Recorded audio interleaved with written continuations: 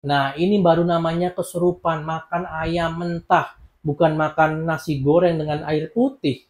Menariknya, sang sutradara itu memakai rumus dua sisi koin yang berbeda yang jarang gua temuin di film-film Indonesia. Jadi karakter utama di film ini adalah saudara kembar yang bukannya sifatnya identik, tapi malah bertolak belakang. Raka, Naya, cowok, cewek. Raka minum wedang, Naya enggak. Raka makan tempe dan Naya makan daging. Raka nggak pakai jimat, sedangkan Naya pakai jimat ayahnya. Secara nggak langsung, sutradara itu ngasih dua ending yang berbeda. Satu, bagaimana endingnya ketika berkelakuan seperti Raka, dan satu lagi bagaimana nasibnya ketika berkelakuan seperti Naya. Terbukti di akhir nasib mereka berbeda-beda. Rumus ini harusnya ada di film Pamali, tapi sutradara memilih untuk menggarap film ini pakai rumus tersebut dan terbukti berhasil menurut gua. Yang kedua, film ini penuh misteri dan juga teka-teki. Gua paling benci ketika ada film yang menceritakan kejadian sebenarnya atau flashback masa lalu itu menceritakannya secara langsung. Kamu mau tahu desa ini? Desa ini adalah desa penganut aliran sesat bla bla bla. Gua nggak suka dengan cara seperti ini. Tapi hebatnya film ini sepanjang 1 jam lebih nonton belum dikasih tahu apa yang terjadi di desa tersebut.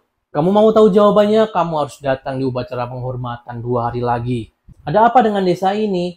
Ada sesuatu yang harus dihentikan. Kalau kamu pengen tahu, silakan temui saya jam 3 pagi. Sekalian kita kabur. Jadi sepanjang nonton otak kita itu bakalan jalan terus memikirkan apa yang akan terjadi. Yang ketiga adalah plot twist. Film ini menghadirkan plot twist dengan baik dan benar. The real plot twist yang tadinya terlihat baik ternyata jahat, dan juga yang terlihat buruk ternyata baik. Bahkan plot twistnya itu nggak jauh-jauh, tapi orang terdekat yang hidup dari kecil sampai dewasa bisa loh karakternya dibikin twist. Adegan terbaik menurut gua adalah ketika Baji Maski dipapap dengan Raka. Kalau perlu dibikin vulgar atau dibikin sesat lagi, ditonton banyak orang, itu bakalan lebih keren.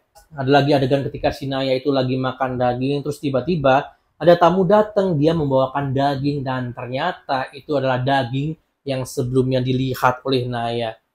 Aduh, nggak habis pikir. Yang terakhir adalah ketika si Naya dan juga Raka itu kabur lalu dihadang oleh iblis. Sempat bingung loh, kok paginya malah selamat? Mereka diselamatin siapa?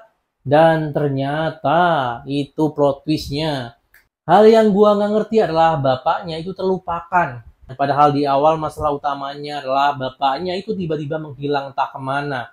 Tapi sampai akhir terlupakan, kita tidak dikasih tahu dengan nasib bapaknya apakah kembali atau tidak. Yang kedua, gua nggak ngerti sama adegan ketika si Naya itu masuk ke kamar Bajima. Dia mengambil boneka voodoo di bawah ranjang terus difoto. Tujuannya apa? Fotonya nggak dipakai juga nggak dibahas juga setelahnya. Adegan ini bakalan lebih menegangkan ketika si Naya itu lagi ngambil foto, tiba-tiba handphonenya bunyi, itu bakalan lebih epic. Adegan ini tuh kurang creepy, kurang gangguan sesuatu. Mbak Jima juga tidur pules, kan lemes habis gitu kan. Langsung saja skor dari gua adalah 7,0. Gimana, penasaran? Langsung saja tonton filmnya.